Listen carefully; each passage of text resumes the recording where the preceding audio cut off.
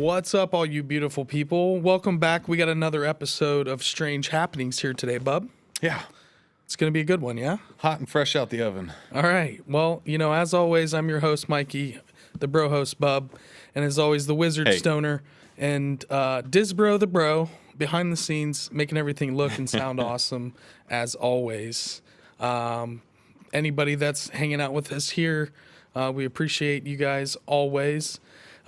We've got some things to a few pretty significant articles that we found, of course, just a collection of some things that maybe were on the back burner that didn't make previous episodes. We got a few of those that we were sent. I feel like we're driving a car down a road that never stops raining, but sometimes it gets a little bit lighter and those windshield wipers don't have to go as fast. But it's like I keep saying, the strange happenings keeps going because there's strange things happening all the time. Like it's yep, there's no shortage. It's like shooting fish in a barrel. Yeah, and we've been focused on UAPs in East Palestine, Ohio, and the train derailment. Yeah. So we've got,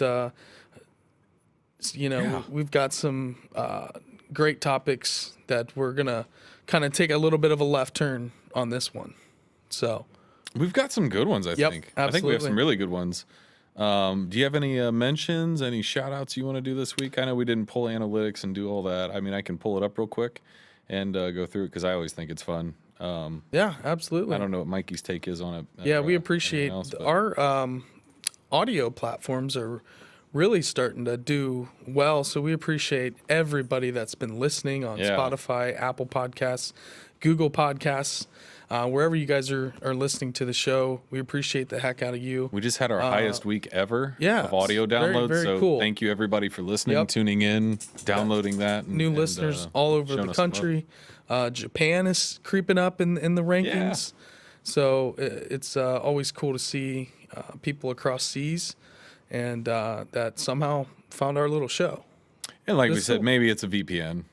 Maybe somebody's using a VPN. It could very well be that. But if it's not, it's either one or the other. So either way, it's somebody listening that we appreciate. Yep. That's all I really have on that, other than broke 800 on YouTube on subscribers. Yes, thank you to all the new and current YouTube subscribers. Yeah. You guys are great. We are inching closer and closer to some goals that we're hoping to hit here in the next couple months. Yeah. So thank you all. Like that kind of goal right there, having audience members like Bert Moran saying, I'm at work, but I did swing by to smash the like button. That's dedication, man. Thank you, Burton. We appreciate you so much. Heck yeah. Another creator, Local Legends, Bert Moran. That's great. Yeah. Check out his podcast and show. Absolutely. Hey, Flux Capacitor, what's happening? What is happening? Welcome, all of you. I thought the other part of that message was going to be HOOOO, like you. Also working. I would love a you. Yeah. Yep. We have a bit of an early show on this one. We were able to, we want to try to spend evenings as much as we possibly can. Right. But having to work during the day, and usually we shoot. We've been having some late shows, so we've had some late ones, yeah. Yeah, but trying to get home, at night and spend time with our family and friends and pets, and just have some, time to do some normal things and maybe the dishes every now and then, so that my wife doesn't get so upset. Yeah, I kind of do them. They make it into the sink. Yep. See Fulton, what's happening? A lot of times. Know who that is. There we go. Other than that, just kind of plugging along. We've, again, really surprised and very thankful that we have such a awesome listener base and viewership and interaction, and such a great mascot here in Rollo to guide us through this show. Rollo's back. I don't have any biscuits for you, buddy. I only had that one. Rollo. I think, do you want to kick this off and dive into get into some of these things? So we're not even going to mess around. We're going to start right off with coming from a credible source, if we can have one in a hierarchy of rule. Wow. We've got, the Mexican president goes viral for claim he has photo proof of mythical woodland elf, and this was published just on the 26th, so just a couple days ago. It's just a funny read. It says it doesn't appear that he was joking in his Twitter post. Maybe he's just really good at satire. Who knows? But story goes on. It says the president of Mexico is going viral after he posted a photo to social media that said he had a photo of a mythical woodland elf of Mayan folklore. And, quote, everything is mystical, Mexico President Andres Manuel Lopez Obrador said in a Twitter post Saturday, accompanied by 2 photos, including one that the president says shows, and I hope I say this correctly, an alux or an aluxe, I don't know. But according to traditional Mayan belief, aluxes or aluxes are small, mischievous creatures that inhabit forests and fields and are prone to playing tricks on people, like hiding things. Some people leave small offerings to appease them. Now, just a real quick side note, because I didn't even remember that part, but I told Kyle just a little bit ago, I said, I'm not sure I believe in, the paranormal hiding my keys personally, maybe other people, but for me personally, I think my ADD is what does it, because I've done it to myself so many times now that I don't know why my brain just can't put it back in the same place. But, there are a lot of people that have claims. We've had Tom on, of things getting misplaced, a phone getting put in someone's purse, or, just really weird things where it's kind of like either somebody's playing a joke or how did it happen? And it's kind of interesting that, that's kind of what the belief is surrounding these elf of Mayan lore. But it says Obrador has racked up nearly 5 million views on the post as of Sunday. One photo in the post shows a pre-Hispanic sculpture in Ek Balam, a Yucatec Maya archaeological site, while the other photo shows a nighttime shot of what appears to be a creature in a tree with glowing eyes, which we do have those pictures side by side. And if you do click on the actual Twitter post and photo of what they're calling the Aluxa elf, I mean, when I look at it, weird, I can see knees, I can see feet, I can see hand. Bub had a bigger image for me to look at. And I could start seeing. I definitely see the face and almost like this hood, this white hood or blonde hair, or it looks like a hat, like a fuzzy hat. Something cooking I don't there. know. I mean, it's weird. But you can see the left arm around the tree. There it is. And then you said its knee, like it's looking over, it's crouched down looking over its knee almost. Yeah. Yeah. And there's a lot about it. So there's the photo. Maybe somebody faked it, right? Maybe someone climbed up the tree and did it. Could be, right? Because we don't know. We can't go there. We could kind of go on faith here or believing whoever took the photo and reported it. But breaking it down, it's not one of those where I look at the picture and I'm kind of like, I don't see anything. I've had those before where maybe I'm just not looking at it correctly and somebody has to point it out to me. But this one seems pretty apparent. And then they compare it to a side-by-side with one of the carvings of what these Mayan images are of the creature that they're saying they're seeing, right? Right. So there's that on the image now is the actual sculpture of this from the historical context and the archaeological sites. So that's kind of interesting that there's something to back it up to. They also say that the photo was taken by an engineer at the construction site. Now, this is really interesting. The construction site of a new train railway in the Yucatan Peninsula, according to Obrador. The railway is being constructed to transport tourists to and from popular destinations, including Mayan ruins. Mm-hmm. Yep. So maybe, kind of disturbing the peace. Sure. In a certain way. I just say that could be a little avenue. They said the post has set off mockery and astonishment among some Twitter users, including speculation that the creature in the tree is actually just an animal. A raccoon with a bag on its head. I'm sorry, Aquila Hughes. Jeez, I think that's a stretch. I don't see the bag. Yeah. Yeah. I've seen a lot of raccoons. So like I said, that's just kind of a fun article that, I don't know. Is he trying to drive up tourism to Mexico?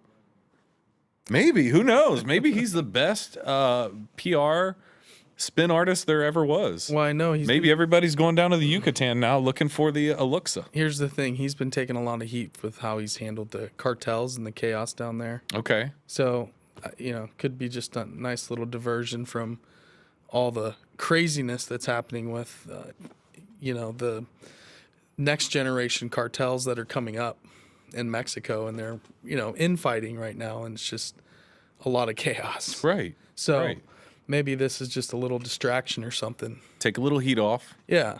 A little deflect. The elf cartel's back. The elf cartel. They're coming to set things straight. The forest cartel. I'm just, again, my own analogy of myself is I'm like a weather vane, right? I don't really hold all the facts all the time, and I don't really want to because I don't have that much bandwidth to. I would need like so much help to have all that information all the time and in order. And like I think if I ever wrote a book, I would just keep talking until somebody edit it for me because I just don't have that capacity. It's not where my strength lies. In it. I'm just more of like a collective narrative of it. So like in my perspective, I think, so you got all these UAPs, maybe now you got the president of Mexico saying these Aluxa are back. There's all this weird kind of stuff going on. The vibrational energy feels like it's kind of ramping up. There's just a lot of weird stuff going on, like conversations that I didn't think would be happening are happening. Like just a lot's happening. Mm-hmm. So maybe it is the whole veil's getting thinner. The energy's rising. Right. I don't know what age we're supposed to be stepping into in the new world that was supposed to happen with the cosmic, kind of transmission of, I don't know if it was a brain dump or a knowledge dump or, like a download. I didn't get a download. Maybe I should have. Can I subscribe if there is one? But yeah, I think it's cool. It kind of plays into a lot of what we've been hearing and talking about. Yeah. Russia's talking about nuclear war. UFOs show up. We're shooting down UAPs. I mean, to me, it seems like some kind of cryptid almost. It seems like some kind of... It's like a UAP all skates, like a cryptid, Bohemian Grove all over the world. Like it's Sasquatch riding mastodons, like we said. Yeah. I mean, that to me looks like some kind of, like I said, humanoid cryptid of some sort too. It could be somebody faking it. I don't know. That's what I got to say. Like it's some dude. The most I can say about it. Wig. Most I can say about it is yes, it looks like there's something in the tree. It could be photoshopped in there. I have no clue. Some dude with a Halloween mask on and a blonde wig. If I had taken the photo, how would I explain that to somebody? Maybe that's the way I would look at it. It's a trail cam, right? Why it looks the way it does. No, the engineer took the photo. Okay. So there again, how are you getting that much light up there at night? It looks dark. I think maybe it's lit by the construction site. I think that's why it's in black and white. Somebody processed it. Kind of enhanced to make it. Pull that image out. Okay. Yeah, for sure. Cool enough. I just thought it kind of had a very Predator kind of look too. Like a stance. Like if it is something mysterious, mythical, kind of fantastical, it definitely is in the stance for it. It's not sitting there like somebody that, has their head up their butt. Just like it doesn't know what it looks like it's very in tune with what's happening. Yep. I don't know. Anyhow. On to the next one. I want to hear this one. You want me to do this one? Yeah, absolutely. Okay. By the way, I noticed you have your Van Tesla t-shirt on. Van Tesla tee. Joel hooked us up with some swag last weekend.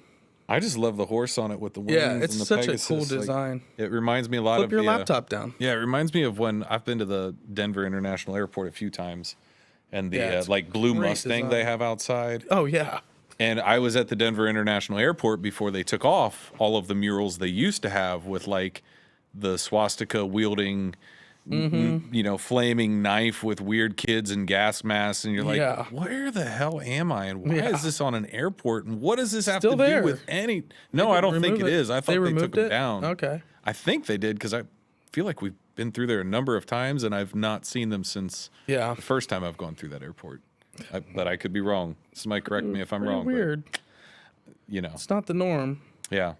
Let's get at this, though. I hear you got an O-ring panda sighting on this. Mike loves O-ring panda. It's just, I don't know, about 15 of 20 episodes that O-ring panda's been mentioned, so why not now? But this is something that you actually had put in to the pile a couple episodes back. That did make the cut. And then our buddy Jeffrey Wilson sent me this. Kind of recharged the notion, It's like, all right, that's a sign. Because I thought I had read about this, and I was like, I thought it was really wild. And then I think we just had, I don't know if that's when the UAP stuff kicked off or there was something else that kind of just knocked it. But we get, there's so many headlines. UAP shot down, because this is from February 8th. Well, this is actually pretty recent. Maybe the one you had was a little older. It might have February been a different 23rd. Article. Yeah. How about but anyways, IFL Science, and this is James Felton.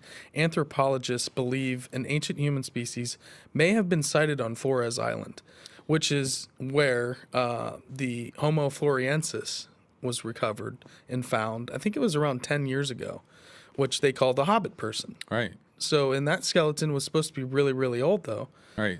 Is it a possibility that these are still living on the island. So they're seeing them. These beings, or like the Tasmanian tiger. Yep, but these are humanoid. Wow. A retired anthropologist has revealed a little more about sightings of hobbit-like species by the locals of Flores Island. In 2003, archaeologists looking for evidence of the migration of modern humans from Asia to Australia stumbled across a small, fairly complete skeleton of an extinct human species on the Indonesian island of Flores, which came to be known as Homo floresiensis, or as it became more commonly known, the Hobbit, after the small breakfast-guzzling creature from J.R.R. Tolkien's The Hobbit. The species was initially thought to have survived until relatively recently, around 12,000 years ago, before further analysis pushed that date back around 50,000 years. But one retired professor of anthropology at University of Alberta says there's evidence that the species' continued existence may have been overlooked, and the Hobbit may still be alive today, or at least within living memory. In an opinion piece of the scientist promoting his book Between Ape and Human, Gregory Forth argues that paleontologists and other scientists have overlooked indigenous knowledge and accounts of an ape man living in the forests of Flores. We talk about that all the time. Absolutely. The Native American, it's myth, it's lore. No, this is history in a lot of cases. Right. The word Sasquatch, that's a Native American term for Bigfoot. You know, most of the Yowie, these are all indigenous words for these creatures. And they're just never taken seriously. And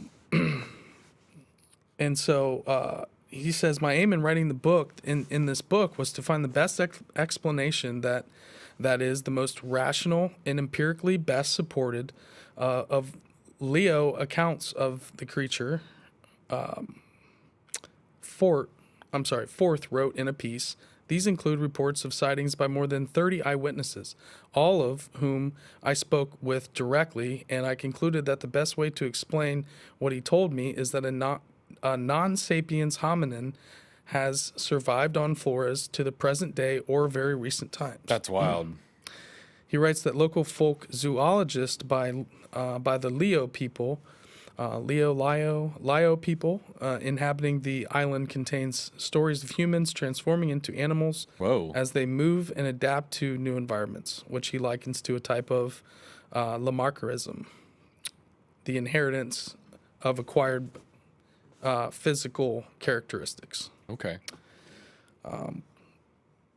As my fieldwork revealed, such posited changes reflect local observations of similarities and differences between a supposed ancestral species and its differentiated descendants, he says.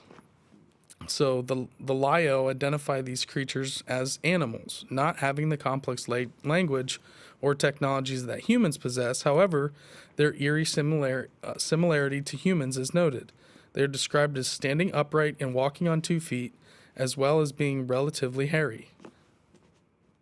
Enter Orang Pandek. Jesus. Just saying. Enter Orang. It's some kind of hominid. It's not quite human. But Orang Pandek isn't Homo floresiensis. It's like a mini Bigfoot. Right, but that's what Orang Pandeks are. I get. They're little creature. They're little cryptid. Well, like a pygmy elephant. But they're standing upright. Orang Pandeks stand upright. They're little hairy people. Hold on, I get. I mean, it's kind of in the same area too. What are we? They're little hairy people. Yeah. Hold on, but I get that. I know it's like the Hamburglar, right? He's tiny, or they. My question is Orang Pandek? I'm not an expert. I know, but follow me. Orang Pandek has already been found, documented. Indonesia. Skeletal remains. No. Homo floresiensis has been. They've never found an Orang Pandek? Well, Orang Pandek is a cryptid. It's just a... I thought Orang Pandek had been discovered. No. Oh my God. No. I was wondering why you were so No. cheesed about getting an orang panda something or other. I was like, what? No, orang panda's a cryptid. It's a mythological. It's not a like. So you think modern Homo science. floresiensis is orang panda? Yes, that's my Wow. theory. That's what I've been trying to tell you That's great. for a week now. I thought orang panda was like Australopithecus. Homo floresiensis is a real hobbit person. That I'm found, with you there. It said in 2003. Now they think they're alive, and then you got orang panda, what you can't say, Right, and if they're saying those relatively hairy, what if this is little like the people- rabbit people I was saying about the guy in Panama that told us about it when he took us hiking, when he was like, yeah, there's rabbit people out in the jungle. I was like, what do you mean? Yeah, He's like, Well, tiny little people the they size could of be rabbits. pygmies as well, but they're It's like more- Gulliver Travels type more stuff. humanoid. They're not, animal-like. No, the rabbit people aren't animals. That's what I'm saying. Those They're people are just more animal. really They're tiny just people. really tiny people. Yeah. These are cryptids, in the sense that they're more like a Bigfoot than they are a person. Orang panda, I'm saying. From what we think from the skeletal remains? We don't have skeletal remains of orang panda. We just have skeletal remains. I'm saying, of, but if we got skeletal remains of Homo floresiensis, they could reconstruct that, right? Just like they do with a caveman or yeah, which I Neanderthal. think they have. Right, but does a Homo floresiensis reconstruction look like orang panda of lore? Like I said, these are just. This is a crackpot theory that I had. This week. So I haven't fully dug into all of your questions, bub. It's a snow day. No work. Lord, Heck nice. yeah. All right, Nancy. Lucky. Yeah. Wow. That's awesome. It is sunny. Well, it's a little chilly, but Well, I don't think You're that in Ohio? she's possibly in Yeah. Ohio. Oh, if yeah, she's of got a course. snow day. yep. And if you Way do up have a north. snow day, maybe it's a good day for skiing. Yeah. Where are you from, Nancy? Without doxing yourself too much on location. Some people. General state or anonymity. region. Yeah, if you got good skiing out there, you should go hit the slopes. Unless it's Yeah, so that's all I had for that one.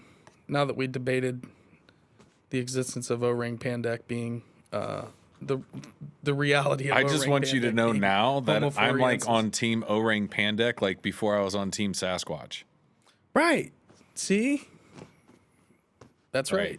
Hey. Right. That's what I'm here for. I'm just here to provide the evidence, bub. Had to toast the other side of the conspiratorial pancake for that one. Yep, exactly. Is this one you? You doing this next one or am I? I got this one because that's I right. think this is brief, and my ADD some days is not great for long articles, so you're gonna have to bear the brunt on those. I hate to say, but yeah, I found this. I don't even know where I found this one, and I'm not trying to knock, but I've never heard of Curiosmos.com. Credibility wise, I'm not gonna say one way or the other. I'm just saying it's kind of an interesting story, and it starts off by saying an ex-CIA agent says major UFO revelation will take place in 2027. It's a long time. What year is it? 23. Yeah. That's 4 years. Yeah. I mean, If you look at the way things are moving right now, I think it'll be sooner. well, he's saying a major. It's not to say that there won't be a UFO Right. revelation, they're but gonna a say, major one. Like, here's so all the free energy, anti-gravity who knows? technology. Who knows? This type came of a out. situation. This came out by Ivan Petrichevich. Not bad. On February 27th of this year, and starts off, there have been several noteworthy developments related to UFOs, unidentified flying objects, which I'm still sticking with. We can also use the newly branded UAP if you prefer that nomenclature. But I like UAP. potato, UFO, UAP, however you like it. It is important to note that while there has been increased attention and interest in UFOs in recent years, they are still a subject of debate and controversy. However, several factors have been contributed to a shift in the UFOs and how they are perceived, including four main reasons laid out below. So, first one, declassified government documents. The release of declassified government documents, such as the Pentagon's previously classified videos showing encounters between U.S. Navy pilots and UFOs, has lent credibility to the idea that there are unknown aerial phenomena, or UAPs, not easily explainable. There's been a growing interest in UFOs in the media, with many mainstream news outlets reporting on sightings and encounters that has helped shift the conversation from being seen as a fringe topic to a more mainstream one. Many scientists and researchers are taking a serious look at the possibility of extraterrestrial life and investigating potential evidence for it. For example, the Breakthrough Listen Project, which uses advanced technology to search for signals from extraterrestrial intelligence, is a joint effort between researchers. And then finally, there has been a gradual shift in attitudes towards UFOs and the possibility of extraterrestrial life. As scientific knowledge has increased and society has become more open to the idea of exploring the unknown, the stigma and skepticism surrounding UFO sightings have diminished to some extent. This has allowed for more open discussion and investigation of the topic. So I've been blowing you and Kyle up on Mattermost and different threads talking about, I just watched the Rogan Weinstein where, you know, he's this mathematician and, you know. Physicist. Well, I think he's a mathematician, physicist. He does a lot. But, you know, he was saying in the episode that he's been told for like, and we got cut out on our episode the other day and we talked about this. I watched the replay. None of this made it. So when Justin from Cryptids of the Corn was like, you went out, none of this made it in the live cut. Oh, really? So what I was talking about was Weinstein saying he's been told that he's going to get release this information. And it's never happened. And yeah, and he calls it the manana. Yeah. Every day is manana. Tomorrow we'll do it tomorrow. You know, and he's getting tired going and fed off up. and telling them, hey. So he's kind of bubbling over. Yeah. And so so you look at what these points are, and I'm just kind of adding credence to that, you know, the scientific interest and the ability for topics to be discussed kind of dovetails into this ex-CIA agent, and they're saying that there's going to be a disclosure in 2027. As the article goes on, it says, moving forward in an attempt to understand all that crosses the skies of our planet, more and more military and former military and intelligence personnel are coming forward to speak out about the phenomenon. One such person is ex-CIA agent John Ramirez, who during an interview on YouTube spoke out about the UFO subject and what the future holds. John Ramirez worked for 25 years as an operative for the CIA, and he said in an interview with the podcast UFO that the United States government is aware of an impending event in 2027 that will reveal something quite significant, so people are preparing to avoid mass panic. That's been a common thread ever since I've been aware of the UFO conspiracy of if UFOs are, you know, said to be real, everybody's going to lose their minds and we're going to, you know, fall to pieces. And hey, who knows? Maybe some people will. I don't think everybody would. It depends on the nature of the UFOs and if they are intelligent, if they're beings, and if they come down and if they're hostile. You know, there's a lot to be figured out there. Like, because if they are here already and they haven't blown us up, they're non-hostile. Doesn't necessarily mean that they're non-hostile. They're observing. They might be observing us. Maybe they're doing abductions, and that we've been down that rabbit hole and the whole agreement. Maybe that there's, you know, a genetic and testing and experiments and whatever, cattle mutilations, all kinds of weird stuff. That maybe there's this agreement that was done a long time ago where there's a research agreement, right? So there's a lot of ways to be interpreting it. But again, if you want to take the classical example of like if there was aliens and they're more intelligent than us, then that's like scraping ants off a hill, right? So they should just be able to come down and wipe the checkerboard and it doesn't matter. They would have done that already. Right. If they were You would think going to, yeah. You would think so. But that's assuming the agenda too of if there is an extraterrestrial life and what would it do. Mm-hmm. Anyhow, so just interesting, right? Yeah, very. So the former agent made the statement last year in December during the podcast with Martell Wills. Ramirez was asked by the host what would happen if there was a massive alien landing on Earth, and Ramirez replied that with all of the recent agencies created to study the phenomenon, the government is, in a way, preparing the American public and to an extent the world population for the reality that there is a presence here that we need to explain. He also said that if they, quote, aliens show up and we continue to do what we did before in previous decades, there will be mass panic. However, it will be different if we understand that they are real. And here's another quote. He said, in many ways, I think the word has gotten out within the government that they will show up in 2027 and we better be prepared for it. If not, there will be a lot to explain. That is why in 2017, with the disclosure of the Navy videos, a 10-year clock began to tick. It is also why Lou Elizondo said earlier this year in 2022 to find a 5-year hobby as everything will be ready by then, he explained. Got a video below with John Ramirez if anybody wants to check out that video. I haven't actually watched it, so I will leave it up to you just going off the quotes from the article taken from the video itself. John Ramirez is legit. What do you think? Especially about that last quote with saying, you know, Elizondo kind of foreshadowing with, you know, in 2022 saying, you know, just get a hobby for the next 5 years. Yeah. Pardon the language, but shit's going to get real. Yeah. Get your popcorn ready. You better learn how to knit. Stay busy. You better learn how to knit an Afghan before you go blasting off towards Saturn. Right.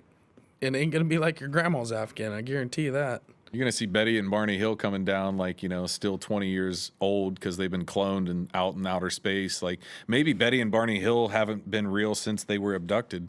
Maybe the aliens were like, "Hey, you can get on the ship." Wow, Bub, and we'll you just leave. went a And we'll hard leave. right turn. We'll leave the clone of you. I just thought about this, but think how great that would be because this would help. Look at him. Think about my story the other day of how Joel said if there was a portal, he wanted to jump in the portal, and I said if there was a UFO, I'm getting on the ship. I might get on it. I've thought about it, but what if they said, "Hey, look, just to save the heartache of all your family and friends, we'll clone you. Right? You could come back whenever you want. Not as a clone, though. No, you don't have to. But I'm saying, in your place, the whoever's are like, "Hey, we'll clone you. Nobody will be the one." Because then nobody contract. Like, oh, I need to sign it. No, it's just they can do it. Like, you know, easy bake oven. Like, you know, remember creepy crawlers you used to be able to make the monster thing? Like I do. Yeah, they just do that for you, and they pop out a new Mikey, and they set you out on the street, and then they go, "Hey, let's go cruise the cosmos. Don't you want to take a tour?" To you, it'll be like a second. The clone gets the tour, or I get the tour. You get the tour. I get the tour. You come back. The clone stays and does you podcasts come back, with you. You're traveling at the speed of light. You're going through wormholes with these beings. Right. Time doesn't When I matter. come back, your time with them doesn't matter. You could it's like Inception. Right. It's gonna when be they like go down 15 minutes. 5 minutes is 3,000 years to you in their travel time. Right. Like Contact. Like Interstellar. Jodie Foster came 100%. down, boom. She thought she just 100%. dropped down into the water. Warping of space and That's time. what it looked like to everybody else. But Einstein she was on proved this planet talking to her dad and getting weird. Right. And you remember what they said in that movie? You remember the contradictory piece of all of that? They grill her in front of this commission and hearing. And James Woods is putting the, you know, putting the screws to her. Yeah. And he's like, when we watch the video, we watch the ball drop and it goes through the contraption. Yeah. And it only takes like 5 seconds. The whole video for it to drop. Yep. And then at the end of the movie, what do? They take Jodie Foster's headset, which didn't record shit because the video was recorded of white for like noise. A day. Yeah, the white noise. The recording was there. There was nothing there. But how did it record? How did it record for that many hours if she fell for 5 seconds? Right. That's the distortion of the time. Yep. Boom. So I'm going on the ride, not the clone. You get to go on the ride. I'll go on the ride. That's what I'm saying. Yeah. So what if Betty and Barney Hill aren't really Betty and Barney Hill when they came back? Well, they just slipped back at some point and said, you know what? Now we can just, you know, hit the delete button. These organic clones that we've made just turn into compost. And now they're, you know, growing the best flowers on the block and have been for years.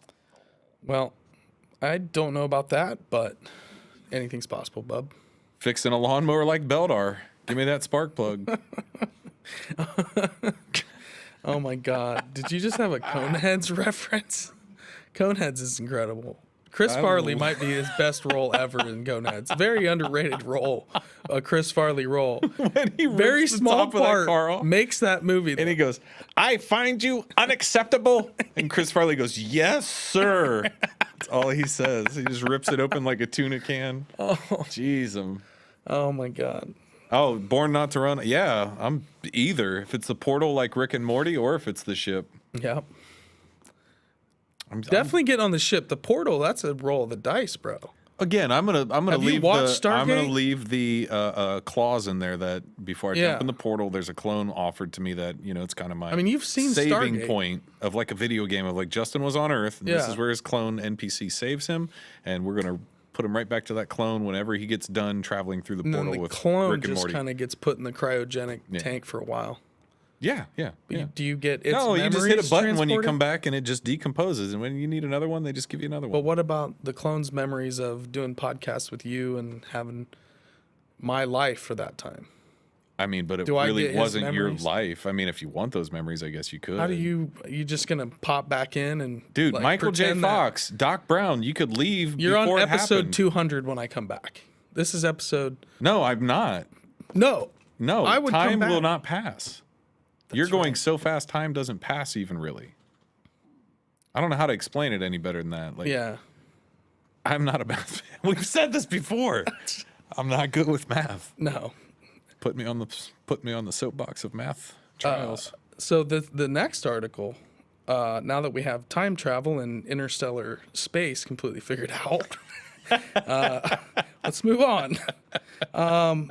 This is a good one because we talked to Arisa Balu and VJ last night, and this is something that I was going to bring up and didn't, and kind of forgot. So we'll talk about it now. This is the mystery of New Zealand's Tamil Bell, an archaeological UFO. Hello. By Petrina Dara, and this is for Atlas Obscura, which is a really awesome site. I like Atlas Obscura. Yeah, you guys should definitely, if you're not hip to Atlas Obscura, they have some cool stuff. Absolutely. And so it goes on to say the Tamil bell, the broken crown of a ship's bell embossed with Tamil script, has fascinated and perplexed scholars for more than a century. Bet it has. And this is in a museum in New Zealand. Okay, so you know why it's perplexed them? Because it doesn't fit how they think things happen. Falling the turtles, bro. Well, I'm saying it perplexes them because they go, this doesn't fit the timeline. Right. Go on. Indian folks are coming to New Zealand however long ago. Right.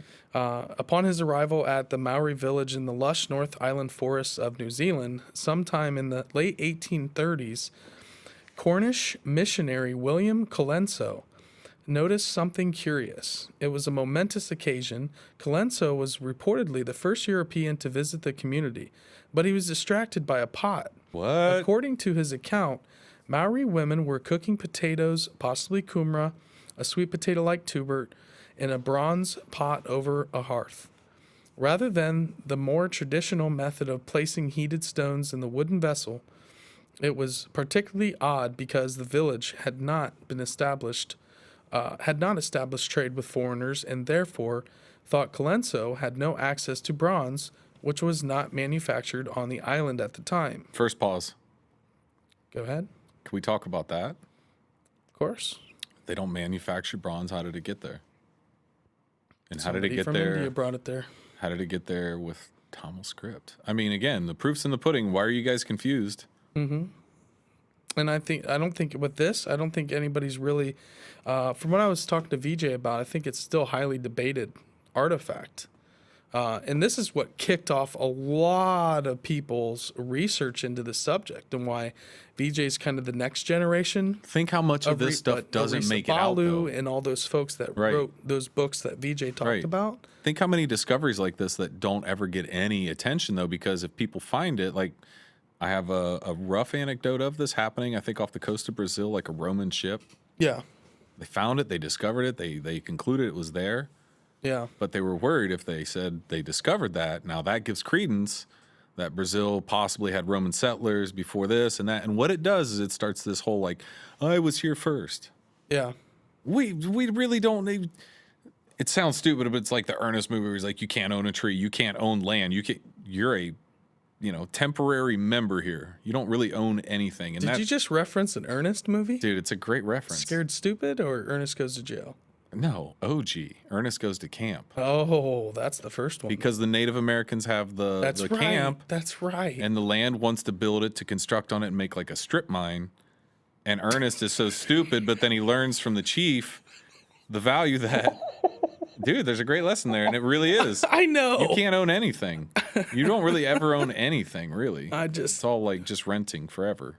How we got from the Tamil Bell to Ernest. Because what I'm saying is it's great. I'm excited when things like this come up, because what I'm saying is there has to be a filter that a lot of times things like this happen where whatever country it is or culture or whatever you want to say, they go, hey, if we acknowledge this, it's going to start a problem. Well, they're acknowledging it seems like. Because in the Brazil incidents, they blew that ship up. Right. They didn't want any of that found. They literally destroyed it. Yeah, that's so sad. So it's the same with burning libraries and burning knowledge and why we keep going, we don't know what we're doing here. Right. Yeah. It's like we keep hitting ourselves in the head with a hammer every decade or 100 years going, I think I just want to like not remember or get anywhere further. The Library of Alexandria, you don't think that would have told us that Tamil people were going all over the world? Dude, look at the library at the Vatican right now and the amount of knowledge that's held there that nobody's allowed to see. No. They have like 5 miles of bookshelves. Would you rather, here we go, would you rather jump through the portal or get on the ship, or would you rather go into the Vatican? No brainer. Get me on the ship. Come on. On the ship? Yeah, no, it's not even a question. Not even a question. Pretty close for me. Not even a question. Because I know there I wouldn't like disappear. I'm not worried about disappearing. I'm assuming it's like a nice Uber driver that you're assuming. Again, I like to think of things in an ideal fashion. If I'm putting in the side chance that I'm going to get abducted and, you know, poked and prodded and yeah, boy, that's a tough one. I'm going to feel like Zap Brannigan unless they bring me to the island of Snoo Snoo where the flesh is bloodied and bruised. Think about all the alien stuff the Vatican probably has. They have a ton of stuff. You know? They have a ton of stuff. They have like all the Galileo original writings and anything that was deemed too sensitive or taboo. They have all even kinds beyond of that stuff. though, the ancient stuff. They have stuff nobody knows about. Atlantean stuff or Lemurian stuff. I want to go in there like Gandalf did at Minas Tirith. Sign me up. With a cup of mead. It's 1A, 1B. Pipe, and I want to go through those manuscripts. I'd do both, but if I had a choice, I'm definitely getting on the ship. Okay, back to the article. There we go. Colenso looked closer. It was a strange pot indeed, roughly 6.5 inches high and 6 inches across. It had prominent ridges and even an uneven lip if part of the pot had broken off. Embossed in the bronze were loops and swirls of language that wasn't English. Oh, boy. This was no pot, Colenso realized. Oh. It was the top of a ship's bell. They repurposed it. Exactly. The Maori women told Colenso that it had been with them for generations. Their ancestors had found it in the roots of a tree that had toppled in a storm. Could you imagine? Intrigued, Colenso traded the bell for a cast iron pot. Dude. When he died in 1899, the object was bequeathed to the Colonial Museum, which would later become the Museum of New Zealand's Te Papa Tangaroa, located in Wellington. I've been there. Have you? Wellington's wonderful. That's where we took took a boat over that was so big that it was like a city. And you drive on, and when I say you drive on, it's like multiple semi-trailers, multiple cars. Huge barge. It's massive. Dang. It took 3 hours to cross the gap from the South Island to the North Island. Wow. It was wild. Dang. Just chugging along nice and slow. Yeah. Yeah. It was That's cool. It was fun. But anyways, go ahead. I bet that was some good scenery on the way there. Saw some for dolphins. 3 hours, I bet. Yeah. My wife was trying not to throw up the whole time. She had a migraine. Oh, that's. We were having drinks and watching cricket. It was great. Cricket's big. Yeah. These games can last for days.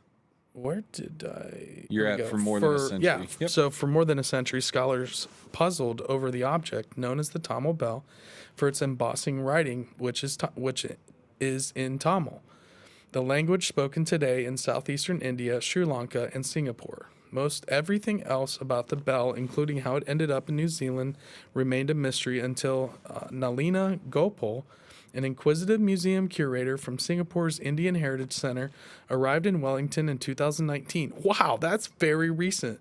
Yeah. Her tenacious detective work would reveal surprising details about the bell and also raise new questions. Touching the cold bronze of the Tamil bell for the first time ignited Gopal's interest. It was a surreal moment, she says, her eyes lighting up at the memory.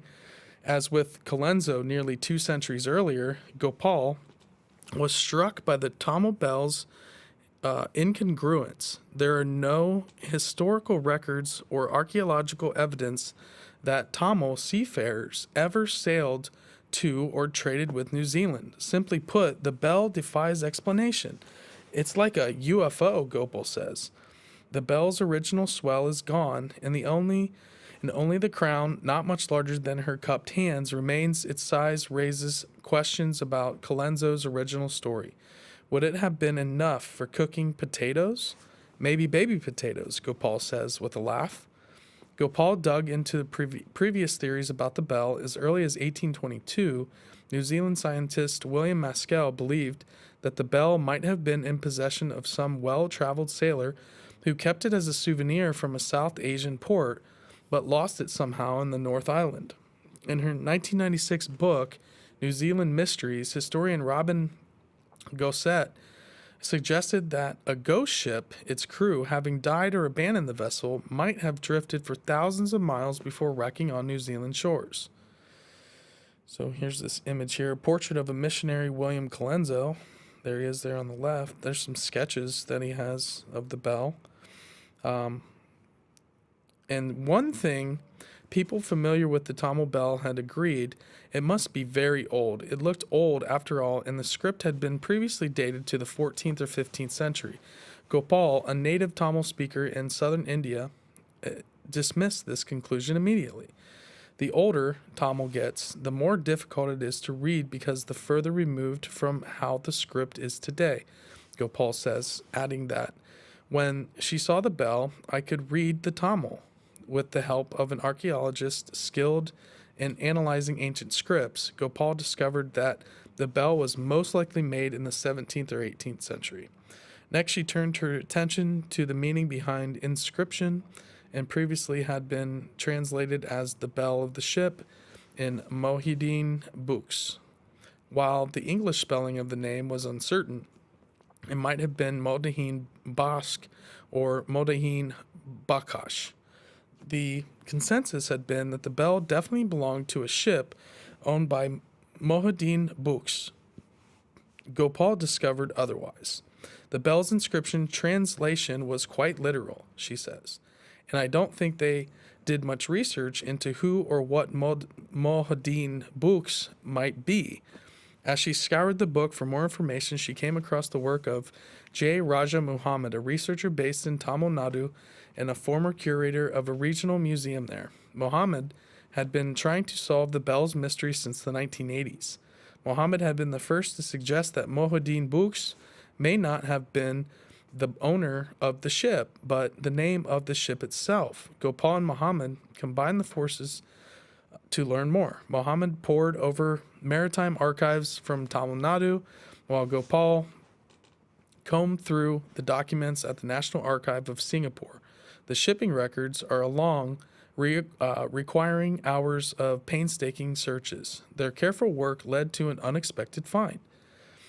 A lot of Muslim merchant communities in Southeast Asia revered a saint called Mohideen Books, says Gopal. Mohideen Books, she said, she and Muhammad learned, was a common name for a ship sailing from Tamil Nadu. The idea was that the ship would be protected because it was named after the saint, Gopal says. She knew that Tamil bell's inscription, Mohideen Books, Udia, I'm not even going to try. I know the feeling well. I don't want to, man, VJ, where you at, bud? Yeah. In a new light, Udiya means belonging to someone, says Gopal. Perhaps in this instance, what they actually meant is that the ship was under the care of the saint rather than that it belonged to a person. Right? So Gopal and Muhammad were less successful connecting any Tamil ships to New Zealand. They found no evidence of any lost trade networks, nor could they pinpoint the ship that might have been carried the Tamil bell. According to Muhammad, after a story about the bell in 1975 made a local media splash, several families in the region had claim to it. 3 families believed they were descended from the sea traders who might have once owned a ship by the same name. One family had even petitioned Te Papa Museum to return the bell to Tamil Nadu, where they believed it belonged. Wow. When Gopal returned to Singapore, she took the bell with her on a loan to the Indian Heritage Center for 7 months. It was on display before returning to Te Papa Gopal. Gopal says it drew Tamil Muslims excited to see the fragments of the past. Ultimately, Gopal thinks the bell should stay in New Zealand. It's a part of the bell's journey, she says.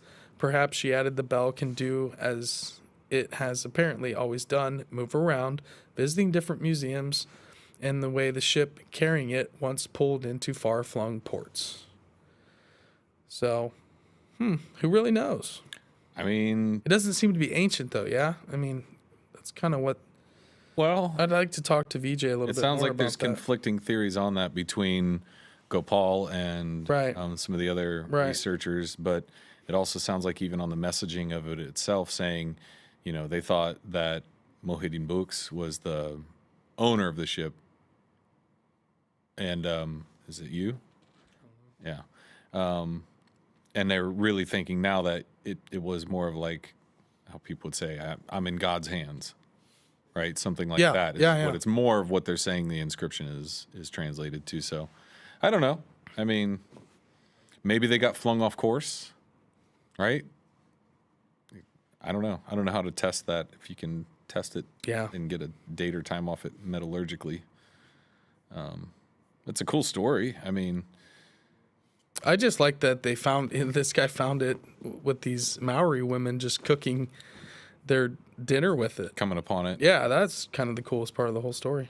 What if you found a civilization that was like living in some remote area and they're like, their hut was basically a UFO? They're like living inside of it just like it's a nice structure and we've just always been here. And we built our house around it.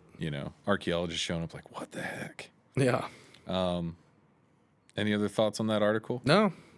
We can move on. I feel like Baluser would have some good... Yeah, he would. We'll bring it up. We'll bring it up next time they come on. Our last article comes from the Wizard Stoner, I think, threw this one in the link show notes, so I pulled it out, and it's from newsartnet.com, and it's covering archaeology, and the title says, thousands of citizen scientists studying LIDAR maps have found 1,000 prehistoric burial mounds across the Netherlands. They also detected Celtic fields, charcoal kilns, and cart tracks, and this is from Min Chen, February 10th of 23. And says some 6,500 citizen scientists in the Netherlands have located a trove of archaeological remains across the Veluwe and Utrechtse. Oh my God, Heuvelrug, Heuvelrug, whatever it is, regions while working with researchers at Leiden University. Their findings include more than 1,000 burial mounds dating to 2800 to 500 BCE, in addition to prehistoric field complexes known as Celtic fields, charcoal kilns, and cart tracks, and other archaeological objects. The hunt was spearheaded by Heritage Quest, a collaborative venture between the university and Gelderland Heritage, a cooperative of 30 heritage organizations. From 2020, the project tasked its participants with examining some 600,000 LIDAR maps of the Veluwe and Utrechtse Heuvelrug areas on Zooniverse. Is that a real word, Zooniverse? That seems made up. Okay. We might have to fact check this. That's a comic book planet. A citizen science web portal to detect new archaeological structures. Oh, the Zooniverse is a citizen science web portal to detect new archaeological structures. That's really amazing. Cool. Yeah. That's really cool. It's like a Reddit of archaeological finds, hopefully, of people. Wouldn't that be cool? It is cool. Like a land, like somebody like Jeff or one of those guys could just submit all the LIDARs that they've done here. It sounds like it can. Maybe there's some review, I'm sure, like, some scope of, you got to clear this bar, but, quote, with the help of thousands of citizen scientists, we were able to investigate a much wider region and in much greater detail than professional archaeologists alone could attain. Eva Kaptinge, an archaeologist with Gelderland Heritage, told ArtNet News. So now, who's told us that before? Jeff, Tom. We're seeing it now of, go out and if you can't get it yourself, go out and do the research. And it's almost like crowdsourcing. And really what I just thought, it was like an archaeological dig reminds me of a missing persons case. Everybody throws in their hands and they go out and they make these massive search parties and they do these bump lines and they cover tons of ground that, 1 or 2 or 6 people would take them, I don't know how much longer, right? So if you have that many more eyes on the site at an archaeological dig, or just uncovering them in general, like that's just like that hive mind, right? Like, that's wild. It's amazing that it took that long too, but maybe that's why the technology is bleeding into our everyday items now too, that you can get LiDAR scanning on your iPhone if it has the laser sensor, right? Yeah. That's one of the reasons I want the new phone, Yeah. They said, going on, they said, without the volunteers, this project would have taken years and not be as reliable. She said, adding that every map on Zooniverse was inspected by about 15 people. Following online discoveries by citizen scientists, archaeologists, I don't know why I'm having trouble with that one. Too many weird words this time. And archaeology students from the university headed out into the field in the summer of 21 to verify the remains. So taking soil samples from more than 300 burial mounds, the team found that 80 of these were previously undiscovered structures, effectively doubling the number of known mounds in the area. Further studies have led them to believe that more than 1,250 of the sites pinpointed by citizen scientists could be prehistoric. This is wild. According to Quentin Bourgeois, I guess, an assistant professor of late prehistory at Leiden University. The new findings also show that a huge swath of the Utrechtse Heuvelrug National Park, a nature preserve, is full of prehistoric fields and burial mounds. We previously did not know that there were so many burial mounds in the Netherlands, said Conan Prieksma, an archaeologist who assisted in the field work. With these findings, he noted, we can learn the burial rituals of ancestors, how they lived, and what they ate. At least 3,000 burial mounds have been discovered in the Netherlands, with most located in the Veluwe, a densely forested area in Gelderland. These mounds date to as early as the Stone Age up until the end of the Iron Age, created by piling dirt atop the burial chambers of one or more people. Rather than being randomly built, these structures, notably the ones that run in a straight 4-mile line across the municipality of Epe, near Veluwe, bear out evidence of the ritualized burials with posts and ancient stone circles found alongside the sites. Wild. In addition to reorienting the current view of prehistory in the region, Kaptij said the material gathered by Heritage Quest will go toward informing policy making around archaeological preservation. Heritage Quest, let me just say, you're getting it right. Shout out to you. Yeah. I'll be sharing this Zooniverse, for sure, Heritage Quest with some folks, because both of those, big. That's exciting to hear about. Yeah. Born Not to Run had a very good point. Surprised nothing got built on top of these sites. Like there hasn't been some, some kind of development or some kind of mall or housing developments or something. Like, that's amazing. Well, so they go on to say what you're saying here, right? So they said one of the project's stated aims, is to help inform policymaking. They also say the engagement of the Dutch public has been central to that effort. Studies, quote, including our own, have shown that this results in better protection of the heritage. By engaging the public, awareness of important archaeological heritage is created, as it is a greater sense of place and a feeling of ownership. So that's why when you hear people say all the time, we've said it, I didn't know this was here, I didn't know that was there, it goes on and on because nobody knows. So like this kind of like community, grassroots, in not making it this where you can't help do the research in a certain way. Archive banks that are available to the public. There's no, I guess, university that's, when you have to be able to get papers and a lot of things, old documents, you got to have memberships. There's, that's what the dude from Reddit got in a lot of trouble for. That's what he killed himself about. Yeah, exactly. They were trying to put him away for his whole life or whatever. Yeah, he was trying to make just research knowledge free. Yes, and accessible. Yeah. That guy ruined Aaron his Schwartz. life. Yeah. Aaron Schwartz, I think is his name. So this is, kind of your open source, what I feel is like a beginning of this open source project where, you get these multiple disciplinaries working on this kind of stuff. Hey, here's the research. Here's all the scans. Hey, you're a geologist. You're an archaeologist. You're an anthropologist. Let's all come together and what do you see? My eye sees this. I'm a geologist. Everybody sees things differently. You put the full picture together. Can I give you an analogy that I just thought of? Always, bub.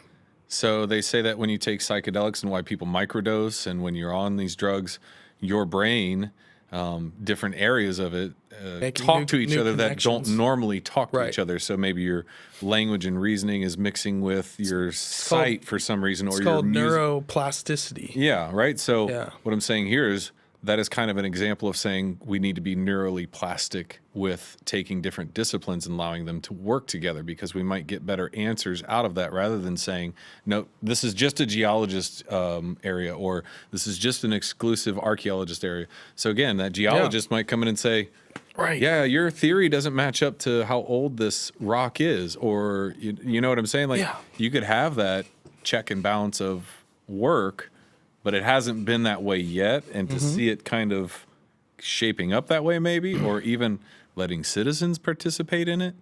You don't have a degree in it. Why can't you still help? Again, search and rescue. Do you have eyes and can look for this? Great. That's what we need. You don't have to be like, trained for 50 years. Anybody can volunteer to be on a search and rescue team. It's all of that redundancy work that's going to take everybody. Physically able to hike through the woods or whatever. Yeah. Yeah, I agree. It's pretty wild. It's encouraging. Exciting, very exciting. I need to check out Zooniverse. Yes. And what was the other one? Heritage Heritage World or close my Heritage Organization. We're going to put it in the show notes if we find it back out of the article. Yeah. But we'll have all the articles We'll have as well the link. in there. We'll have it linked in there. We need to tell Jeffrey about that, though, yeah. He probably knows about it. He probably does. Yeah. I'll post it in the Friends of the Serpent Mound Facebook group, which That is a sounds wealth good. of information. If you guys want to know about earthworks in Ohio and mounds and that whole world, Friends of the Serpent Mound Facebook group is. Yeah. There's a lot of different researchers in there posting stuff all the time, not just about Ohio. Nope. It's a great knowledge dump. If yeah. you need a question answered or pointed in the right direction for something to go look at or entertain or Yeah, a lot of expand people your that mind. do LIDAR work, a lot of people that study LIDAR, a lot of people that study artifacts. You have the iPhone 13, like we said. Yeah. And you've got the laser sensor on it. Yep. You can, I think, either download or buy an app that will then take that laser sensor and Yep. turn your camera into a LiDAR scanner. It's Look up a video on YouTube if you It's don't got know what its I'm talking own about. camera. It's a totally separate sensor built in. It's the little, I guess it's like pinkish red. You flip your phone over. It's a laser. It's a little tiny. Because it can little see things in the dark. It can bounce it back and it makes an image off of that. Right. So it's scanning the ground. It's like those incredible things. technology. It's those things where you put your hand on all the little needles and it makes the image of your hand. Right. Think of those like each individual laser point as like a pixel every time it's Right. hitting and creating that image somehow. Exactly. Wild stuff available to the public. Let's do some research. Yep. Anything else? I think Mentions, that's all we have. Socials. You know where to find us by now. Maybe on. Let's just talk about one exciting thing. Stoner's been killing it on TikTok. TikTok. Strange Road has a TikTok page now. If you Start guys it haven't up. heard, Yeah. We're getting, I don't know how many followers he's currently has, but I'm pretty sure he's beating you on Twitter already. I was about to Within say 3 this is weeks. like tortoise in the hair. Starting off pushing kind of all the reels and Just put shorts and smaller everything. content out there. Yeah. starting from when we kind of kicked off the show. So many comments, hilarious comments. Oh, it's God, just yeah. been so fun watching just blow up. Like some of the doppelganger videos getting a Pretty lot good. of Tom's Hey doppelganger. man, doppelganger story is solid as a rock. Those are just. I want to go down there and just research doppelgangers. Mm-hmm. Spend a weekend and just see if I can spot one. Big doppelgangers are big right now. I know. But thank everybody in the Facebook group. Absolutely. The Facebook Yeah. group's growing. Stopping by. We've got each week we've got new people joining. So More thank jumping you in there. to all of them. Appreciate that. Again, you can follow us on all platforms at The Strange Road. Make sure you hit the subscribe, but also hit that like. Well, and I saw Bruin like Ruin button. said missed Yeah. the beginning. YouTube failed to notify, and I didn't know if that was because YouTube didn't notify or didn't hit the correct subscribe button. I know that there's two one subscribe Why buttons. has there got to be so many? There's one that's see-through and one that's solid white. And Which one do you want? I just figured it out because the same thing happened to me when I subscribed to Let's just another put it to YouTube. rest. Which one do you hit? The solid The one. solid one. Solid white. When you subscribe, hit the solid white notification bell, Yeah. and that will actually get you the alerts. Sorry, missed the start of it, Bruin Ruin, but you might have to roll Yeah, it back. but we and appreciate rewatch you it. being here. Absolutely. And hanging out with us. Yeah, 100%. And yeah, thank you to all the listeners on Spotify, Apple, Google, all the podcast platforms. Make sure you hit a 5-star rating. Yep. That would be so awesome. We would appreciate it. And like I said, hit like on this video. Yep. And keep hanging out with us. We'll keep doing stuff. If you guys like Strange Happenings, we'll keep doing them. Yeah. If you like our interviews, we'll keep doing them. Yep. We're having fun. I'm having a great time. I think it's so much fun. You signing off? Signing I'm off, done. bub? I'm done. All right. Kyle and Matt, appreciate you as always. Take us out, Wizards. fellas. Thank you. Take care, everybody. See you guys. Bye.